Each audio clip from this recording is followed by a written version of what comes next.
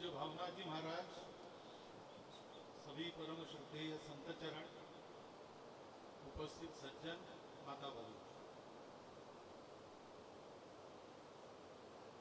इस आश्रम में मैं पहले से आता रहा हूँ।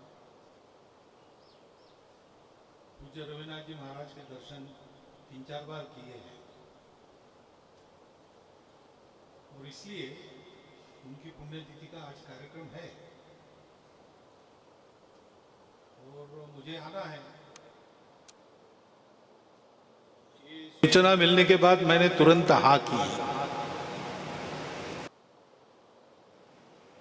सम्मान वगैरह की बात नहीं थी। मैं इस आश्रम के मंच पर न सम्मान का अधिकारी हूं न भाषण का अधिकारी हूं, और सम्मान होना ही है तो मैं अकेला तो कुछ नहीं कर रहा हूं। 100 साल से प्रवर्तित परंपरा चल रही है और उस परंपरा में लाखों कार्यकर्ता है। प्रचारकों का तो वर्णन हुआ ही, लेकिन प्रचारकों जैसा ही गृहस्थी कार्यकर्ता भी संघ कार्य के लिए घर गृहस्थी चलाकर शेष समय में संघ का कार्य करते हैं, अथवा संघ कार्य के लिए समय देकर शेष समय में अपनी घर गृहस्थी चलाते हैं।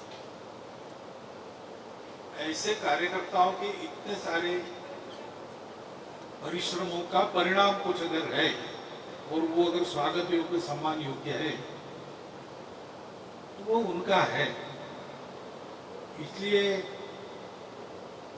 कभी सम्मान वगैरह की अपेक्षा करता नहीं हूं, स्वीकार भी नहीं करता हूं,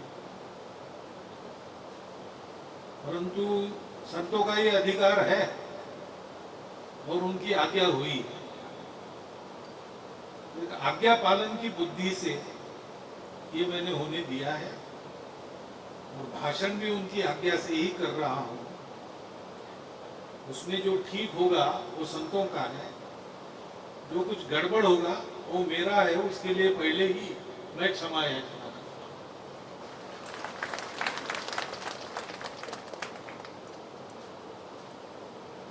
यहां मेरा आने का कारण क्या है?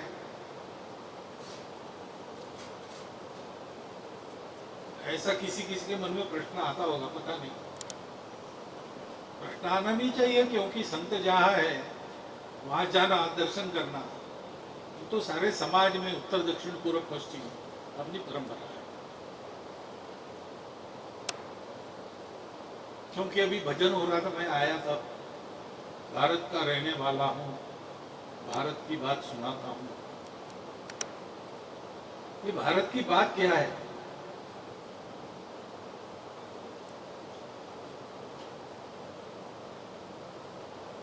भारत सब क्षेत्रों में प्रगति करेगा,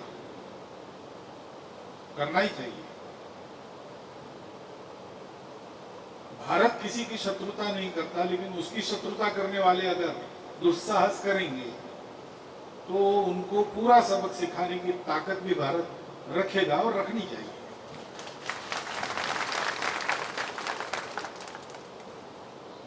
परंतु भारत की बात कुछ अलग है। ये भारत दुनिया में जीने के लिए ये करना पड़ता है, इसलिए करता है। जो कुछ करना है वो उत्तम करना है, इसलिए उसको उत्तम रीति से करता है। लेकिन विश्व के लिए भारत का क्या संदेश है? स्वामी विवेकानंद कहते थे कि हर एक राष्ट्र का कोई प्रयोजन होता है जिसके लिए वो राष्ट्र जन्म लेता है। अपना प्रयोजन पूरा करने के बाद वो समाप्त होता है। तो रोम नाम का एक राष्ट्र, उसका उदय हुआ। उसका काम था संपूर्ण दुनिया के सामने उस समय की सामरिक सामर्थ्य की एक आदर्श सेना खड़ी करना। वो उसने खड़ी की, उसके बल पर बहुत कुछ जीता, उसका प्रयोजन सफल हो गया, समाप्त हो गया। मिस्र, इजिप्ट नाम का राष्ट्र था, उसका प्रयोजन था कि उस समय के ज्ञान विज्ञान में आगे बढ़ना, आगे बढ़ के उसका आदर्श दिखाना, वो उसने किया, उसके बाद समाप्त हो। हम सुनते हैं उस पंक्ति को, यद्यपि लिखने वाले मोहम्मद इकबाल है, लेकिन सुनते तो है ही। यूनान मिस्र रोमा सब मिट गए जहां से, कुछ बात है कि हस्ती मिटती नहीं हमारी। वो हमारी बात क्या है? स्वामी विवेकानंद कहते हैं कि दुनिया में समृद्धि संपदा का आदर्श दिखाने के लिए या सारी दुनिया को अपने दिग्विजय से पादाक्रांत करने के लिए भारत तुम्हारा जन्म नहीं हुआ। तुम तो शिवजी के सामने बलि स्तंभ पर यूप पर बांधे हुए पशु हो।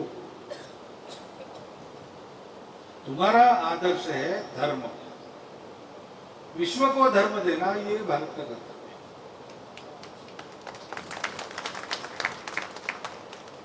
हमको ऐसे ही बनाया गया है परंपरा से, आज की बात नहीं है।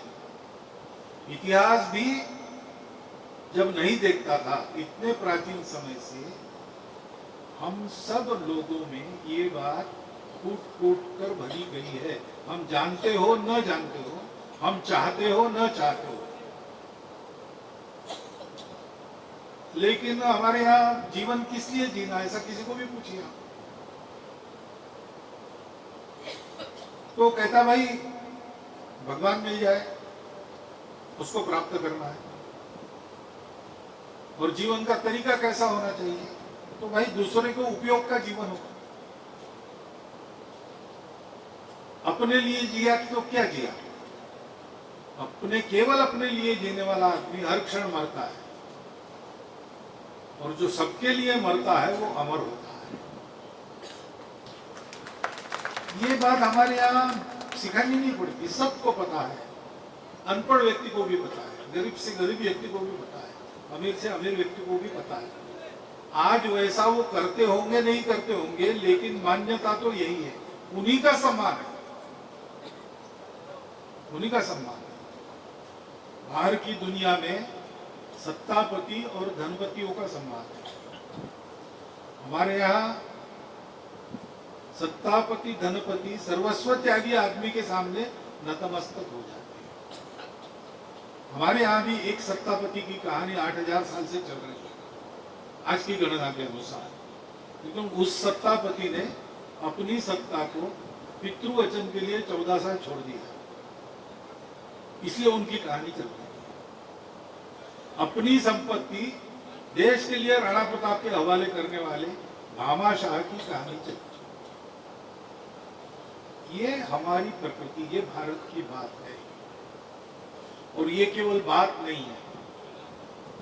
हमारे पास ऐसे जीवन थे, है और है, इसलिए रहेंगे। ये जीवन से जीते हैं हमारे यहाँ। ये ऐसा हम करते, इसका कारण क्या है? हमको एक सत्य मिला है कि संपूर्ण चराचर में एक ही अस्तित्व है। दिखने में सब अलग दिखते हैं, लेकिन सब एक ही है। अब ये थियरी नहीं है,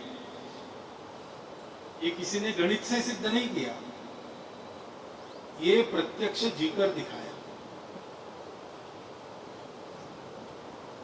तो भारत की बात ये बात है, सब एक है, इसलिए सब अपने अपने अपने ही है, कोई पराया नहीं है। सब में हम है, हम में सब है, और इसलिए एक दूसरे की सेवा करते हुए जियो और इस एकत्व को पा जाओ। अभी तो हम अलग अलग एक दूसरे को देख रहे, खाते पीते अलग अलग है, सब है, परंतु ये अनुभव लो कि किसी ने खाया, मेरा पेट भर गया। अपने बच्चों के संबंध में माँ इसका अनुभव करती है, क्योंकि वो प्रेम है, क्योंकि बच्चों को आत्मीय मानते, आत्मज मानते हैं। हमसे ही निकले, इसलिए हमारे ही है। तो बच्चों का पेट भर गया, माता पिता का पेट भर जाता है। इसका अनुभव सबके बारे में करना। सारी दुनिया के लोग हमारे अपने हैं, उनके सुख में हमारा सुख, उनके दुख में हमारा दुख।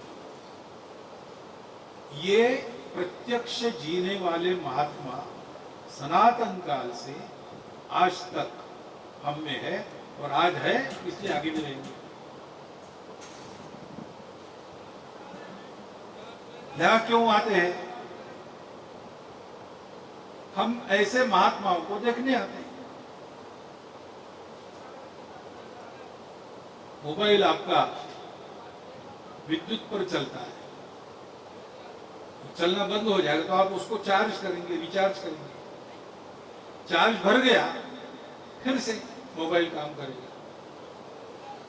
तो जिनके पास चार्ज है वहां मोबाइल को जाना पड़ता है।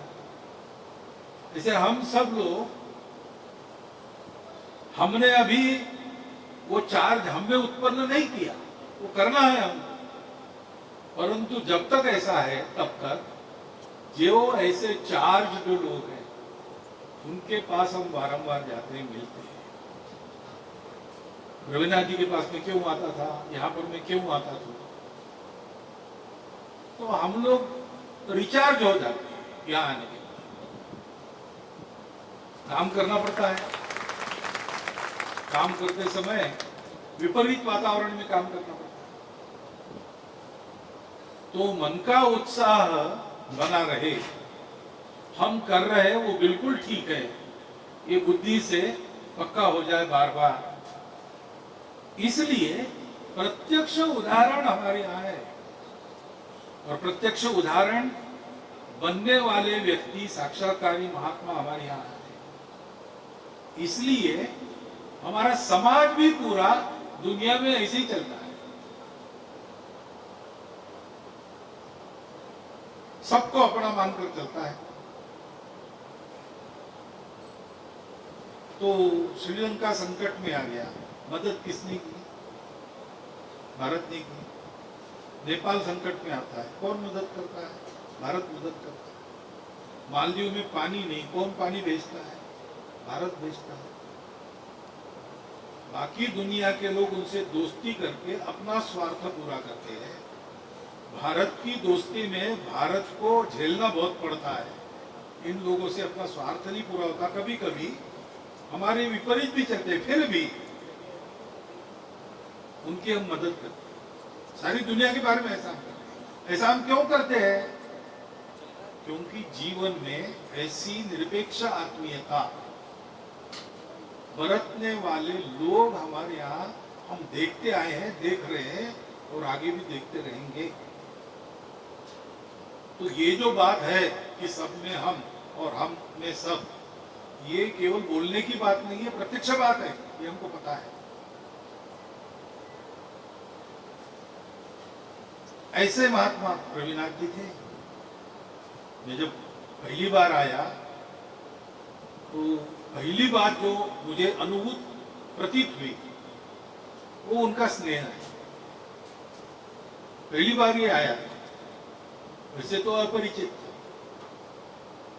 मैं कैसा आदमी हूं ये जानने के लिए जो दीर्घ परिचय चाहिए उनके पास नहीं था, लेकिन संत लोग तो आदमी को पढ़ लेते हैं। तो उसके कारण नहीं, मैंने देखा कि इतनी आत्मीयता से उन्होंने यहाँ पर मुझे बिठाया, मेरे से बात की, उतनी ही आत्मीयता से सबका उनका व्यवहार। तो ये संतों के लक्षण में पहला ये बताया है, तुकाराम महाराज नाम के संत महाराष्ट्र में हो गए। उन्होंने बताया संत कैसे रहते हैं, मराठी में बोला उन्होंने। उनके हृदय में करुणा रहती है, कड़वड़ा ऐसा कहते हैं। तो वो कहते हैं कि ऐसी कड़वड़्याची जाती लाभाविण करी प्रीति। जो उनकी करुणा रहती है, वो करुणा कैसी है, उनका कोई लाभ नहीं फिर भी वो प्रेम करते हैं। निरपेक्ष आत्मीयता ये अनुभव होती है। और दूसरी बात है कि चर्चा होती है, बहुत सी बातें बनती है, तो बिना बताए, मान लीजिए मन में कोई प्रश्न है जाते समय, रघुनाथ जी महाराज को मिल रहा हूं, मेरे मन में ये प्रश्न है, तो प्रश्न पूछना नहीं पड़ता था, बिना पूछे ही गपशप में उसका उत्तर मिल जाता, वो उत्तर बहुत सटीक रहता।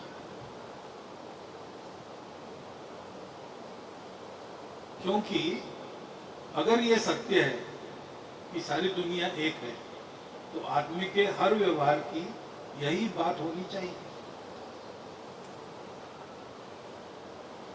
वो भारत का उस गीत की पहले पंक्ति यही है ना, है प्रीत जहां की रीत सदा। क्यों है ऐसी रीत? इसके कारण वो यहां अनुभव होता था, बात सटीक होती थी, तत्व और व्यवहार का समन्वय कैसे करना, जैसे ये प्रीति की ही बात है, तो सबके प्रति अपनी प्रीति है।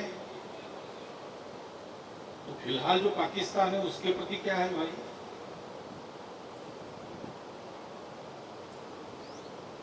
उसके प्रति भी प्रीति तो है ही, द्वेष तो है नहीं। द्वेष होता तो उनको बार बार ही नहीं करना पड़ता, हम ही कर देते, क्योंकि हमने किया नहीं, क्योंकि ठीक है भाई, किसी कारण झगड़ा करके अलग हो गए, लेकिन आप सुख में रहो, ऐसा ही हम सोचते थे, वो नहीं सोचते। अब उनका उपाय क्या है? तो जो हमारे नेताओं ने बोला है वही उनका उपाय है। सबने समझाया, मंदोदरी ने समझाया, कुंभकर्ण ने भी मरने के पहले समझाया।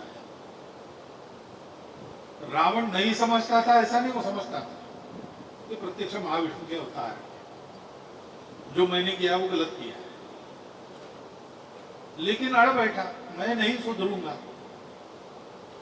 तो ध्यान में बात आ गई कि भाई इसका शरीर मन बुद्धि इतने विकृत हो गए हैं कि इसको अगर ठीक होना है तो इसके शरीर मन बुद्धि को बदलना पड़ेगा, बिना उसके ये ठीक नहीं होगा।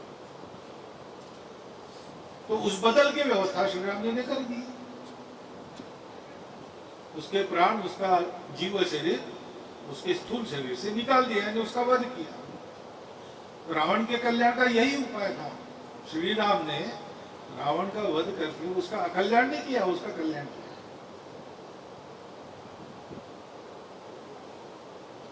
अब ये व्यवहार का संबंध है, प्रीति सबके प्रति है और सदा है। उस प्रीति के चलते ही किसका हित किसमें है वो हम जानते हैं, और जिसका जैसा हित है वैसा उसका उपचार करते हैं। हित की ही बात है। ये जो बात है, ये हमारे यहाँ क्यों ऐसा है, तो जगह जगह ऐसे संत महात्मा हमको मिलते हैं। इसलिए मैं आता हूँ, आप भी आते हैं, ये बात आपको नहीं है। मैं 4 ही बार मिला हूँ महाराज जी से, आप कई बार मिले हुए, उनकी उन सब बातों को आप जानते हैं। उनका एक आध्यात्मिक सामर्थ्य, वो क्या है कैसे हम लोग नहीं जानते, अज्ञानी है, लेकिन वो है, ये हम सबको प्रतीति है। तो इसलिए हमको करना क्या है? श्रद्धा पूर्वक जो प्रेम उन्होंने लगाया उसके चलते हम उसका स्मरण तो करते हैं उनका। लेकिन संत लोग ऐसा क्यों जीते हैं, बिना लाभ की प्रीति क्यों करते हैं? तो वही तुकाराम महाराज ने कहा है कि हम लोग वैकुंठ के वासी है। मराठी में कहा है, मैं भाषांतर बता रहा हूं। हम लोग वैकुंठ के वासी है। हम इधर इसलिए आए हैं कि जो ऋषि मुनियों ने कहा है उसका हम व्यवहार करके आपको दिखाएंगे।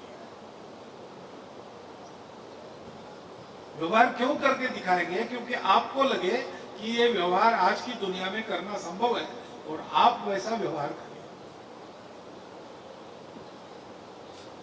तो हम लोगों को उनके स्मरण के साथ साथ जितना उनका अनुसरण करना पूरी शक्ति लगाकर हमारे बस में है, वो भी करना चाहिए। तो उनकी साधना थी, हो सकता है हम में से कई लोगों को उन्होंने कुछ साधना दी होगी, उपासना दी होगी,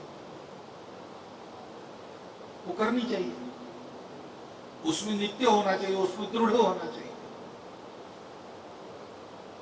क्योंकि भारत की बात अगर हमको बतानी है तो भारत में संत महात्मा हम जानते हैं, थोड़े हैं, लेकिन उनको मिलना हम जानते हैं। सारी दुनिया तो भारत के जो लोग उनको दिखते हैं उनको देखेंगे, वो संत महात्मा दिखते नहीं बहुत ज्यादा। हम लोग दिखते हैं, व्यापार के लिए जाते हैं, पढ़ाई के लिए जाते हैं, विदेशी यहाँ आते तो हमारे साथ ही उनका पाला पड़ता है, हमारा आचरण वो देखते हैं।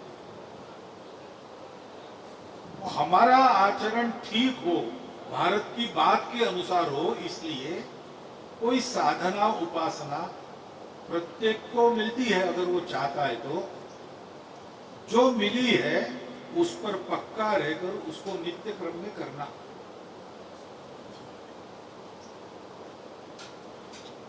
और वो करने का उत्साह अपना बना रहे, इसलिए ऐसे जो लोग हैं जिनकी अपनी नियमितता है साधना में, अथवा जो संत है, उनके प्रति नम्र होकर उनका जितना सत्संग आप प्राप्त कर सकते हो उतना प्राप्त करना। तीसरी बात कि ये पहले साधना करेंगे बाद में जीवन बदलेंगे, ऐसा नहीं होता, करते करते जीवन बदलता है। और इसलिए साधक लोग एकांत में आत्म साधना करें, लोकांत में परोपकार सेवा का जीवन होना चाहिए, सत्कर्म युक्त जीवन होना चाहिए।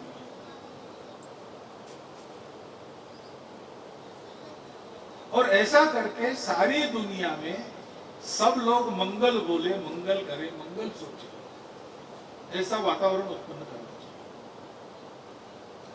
ये हमारा कर्तव्य है, ये कोई नया काम नहीं बता रहा हूं मैं। मनुष्य जन्म हमको मिला तो हर मनुष्य का ये कर्तव्य है, और भारतीयों का विशेष है, उसमें भी हिंदू समाज का तो पक्का है, क्योंकि सारी दुनिया को ये सिखाने का काम हमारा। एतद् देश प्रसूतस्य सकाशादग्र जन्मना स्वम स्वम चरित्रम शिक्षेरन पृथिव्याम सर्वमानव, ऐसा है। हमको हमारे पूर्वजों ने काम दिया है, समाज के नाते हम, देश के नाते हम दुनिया के सबसे प्राचीन, इसलिए बड़े भाई है। तो बड़े भाई है इसलिए रौब नहीं कसना है किसी पर, बड़े भाई है इसलिए सारे दुनिया के लोग आकर हम में से प्रत्येक का जीवन देखकर जीवन कैसे जीना, ये जीवन विद्या ग्रहण करें। तो हमारा जीवन ऐसा होना चाहिए, त्यागमय जीवन होना चाहिए, भोगमय नहीं होना चाहिए, सर्वोपकारी जीवन होना चाहिए, स्वार्थ का जीवन नहीं होना चाहिए, समरस जीवन होना चाहिए, भेद दृष्टि वाला जीवन नहीं होना चाहिए, तेजस्वी जीवन होना चाहिए, निस्सत्व जीवन नहीं होना चाहिए, शक्ति संपन्न जीवन होना चाहिए, दुर्बल कुछ भी नहीं कर सकते।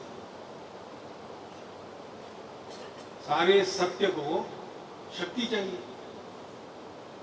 सत्य जानते हैं तो करुणा चाहिए, सत्य जानते हैं तो जीवन शुचिता पूर्ण होना चाहिए, सत्य जानते हैं तो तपश्चर्या जीवन में चाहिए। वैसे ही इन सबकी कीमत दुनिया तब करती है जब उनको शक्ति दिखती है। दुनिया का एक स्वभाव है, जब बदलेगा बदलेगा, लेकिन दुनिया बात को नहीं देखती, बात के पीछे की ताकत को देखती। बात हमको वही करनी है, प्रेम की, शांति की, अहिंसा की, सत्य की, आदि आदि। परंतु जब तक दुनिया ये नहीं देखती कि ये केवल बात नहीं करते, उनके पास ये सब करवाने की ताकत है, तब तक दुनिया सुनेगी भी नहीं। ये सब रहे इसलिए अपने सारे समाज में इस व्यवहार को स्वयं करना और सब करें ऐसा वातावरण उत्पन्न करना, यानी मंगल बुलवाना सबसे। ऐसा उपदेश समर्थ रामदास स्वामी वो शिवाजी के समय हो गए, उनका है मराठी में कहते उपासनेला दृढ़ता लवावे, उपासना को दृढ़ रीति से चलाओ, भूदेव संतासी सदा नमामि, त्यागी विरागी और संत महात्माओं को सदा नम्रता पूर्वक उनका सानिध्य प्राप्त करो, सत्कर्म योगे वय घालवावे, सत्कर्म करते करते अपना जीवन जियो, सर्वामुखी मंगल बोधवावे, सबसे मंगल बोलो। ये हमारे लिए संतों का आदेश है। उस आदेश को देने के पहले संत स्वयं ऐसे जीवन को जीकर दिखाते हैं। ऐसा जीवन जो 4 बार में मिला, मुझे रविनाथ जी का दिखा। मुझे उनके जाने के बाद लगा कि मैं ज्यादा मिलता तो अच्छा होता, लेकिन अवसर आता है तब लेना चाहिए। जाने के बाद तो कुछ नहीं कह सकता, लेकिन अभी भी उनके बातों की स्मृति, उनका रूप याद करने से भी एक शक्ति मिलती है, विवेक जागृत होता है। कैसे वो सोचते थे, कैसे बोलते थे, इसका विचार करते हैं तो हमको भी एक विवेक प्राप्त होता है। ऐसा ये स्थान है, आपका भाग्य है कि आप सब लोग इससे जुड़े, यहाँ आके आना चाहिए, ये स्मरण करना चाहिए, उस स्मरण के आधार पर अपना जीवन जीना चाहिए और अपना जीवन जी के समाज में ऐसा वातावरण उत्पन्न करना चाहिए कि ये जो भारत की बात है अध्यात्म की, उसके आधारित धर्म की, संस्कृति की, संपूर्ण विश्व को उसको देने वाला समर्थ, शक्ति संपन्न, वैभव संपन्न, सद्गुण संपन्न भारत ये खड़ा होना चाहिए। उसके आधार पर संपूर्ण विश्व के दुष्टों की दुष्टता चली जाए और विश्व मंगल बने, शांति युक्त बने, सुखमय बने, ऐसा होना चाहिए। ये कर्तव्य ईश्वर प्रदत्त हमको है, उसके लिए हम तैयार होंगे तो भारतवर्ष की कीर्ति बढ़ेगी, शक्ति बढ़ेगी, वैभव समृद्धि सब बढ़ेंगे, हमारे जीवन से दुख चला जाएगा, संतोष आएगा और यही स्थिति हमारे कर्तृत्व से सारी दुनिया की बनेगी। अध्यात्म शरीर, मन, बुद्धि सबकी उन्नति करता है, केवल आत्मा की नहीं। हमारा अध्यात्म जो भारत की बात है वो इस प्रकार गुणकारी है, ये हम अपने आचरण से विश्व को बताए, ये हमारे सामने कर्तव्य उपस्थित है। मैं समझता हूँ कि रविनाथ जी का स्मरण करते हम इस बात को सोचे और उसके अनुसार अपने जीवन में कुछ तपस्या करें, कुछ परिवर्तन लाए। संतों की आज्ञा से जो मेरे मन में विचार आए वो मैंने आपके सामने रख दिए है, आपने सुन लिए इसलिए धन्यवाद। और इसमें गड़बड़ कुछ है तो मेरी है, उसके लिए एक शब्द धन्यवाद, बहुत बहुत आभार।